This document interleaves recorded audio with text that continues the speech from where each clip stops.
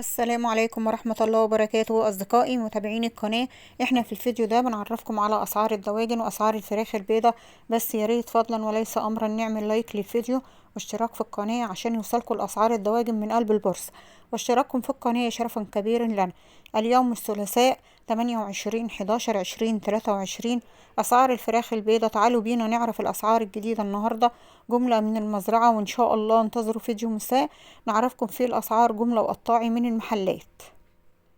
سجل اليوم البط البلدي 105 مزرعة 115 محلات.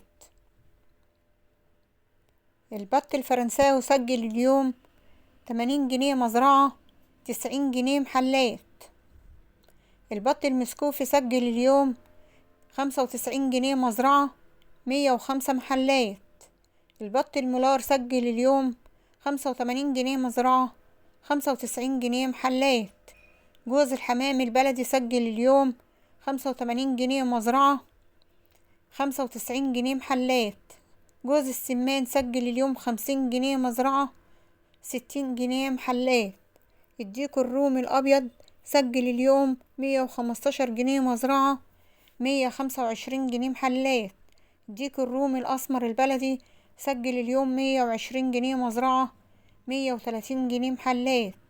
لحم الأرنب سجل اليوم 80 جنيه مزرعة 90 جنيه محلات.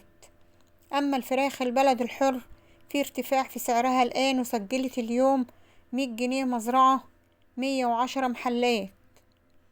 أما الفراخ الرزي في انخفاض في سعرها الآن، سجلت اليوم 95 جنيه مزرعة 105 محلات. أما أمهات الأحمر البياض في انخفاض في سعرها الآن، وسجلت اليوم 58 جنيه مزرعة و65 جنيه محلات. أما الفراخ الساسو في ارتفاع في سعرها الآن، وسجلت اليوم مزرعة 75 جنيه مزرعة 83 جنيه محلات. أما أمهات الأبيض الهبر الكبيرة في انخفاض في سعرهم الآن، وسجلت اليوم مزرعة 61 جنيه مزرعة 68 جنيه محلات.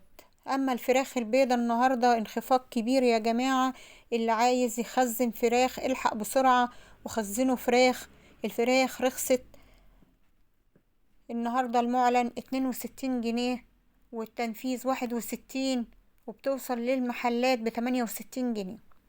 وبكده الفيديو خلص، ولو عجبكم الفيديو لا تنسوا الاشتراك في القناة واللايك عشان يوصل لأكبر عدد، ولا تنسوا تصلوا على سيدنا محمد صلى الله عليه وسلم، واشتراككم في القناة شرفا لنا. والسلام عليكم ورحمة الله وبركاته.